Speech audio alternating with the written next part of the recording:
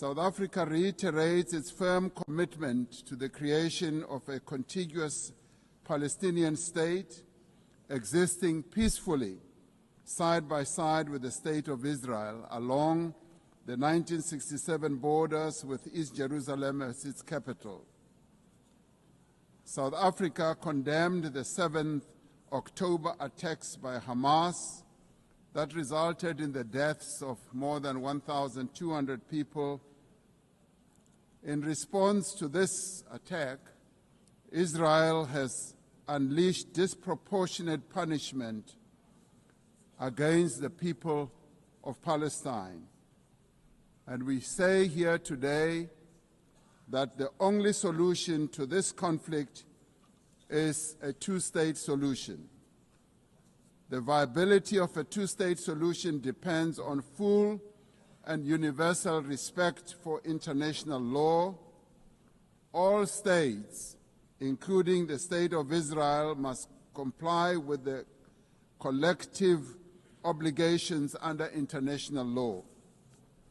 As the UN marks the 80th anniversary, we call on all member states to recognize Palestine and to act in solidarity with its people. To restore the prospects of a two-state solution, we call, firstly, for global recognition of Palestine and its sovereignty and territorial integrity. Secondly, the immediate ceasefire and an end to the genocide and the release of hostages by Hamas and prisoners by Israel. Thirdly, the full respect for international law, including the respect for UN resolutions and opinions and the decisions of the International Court of Justice.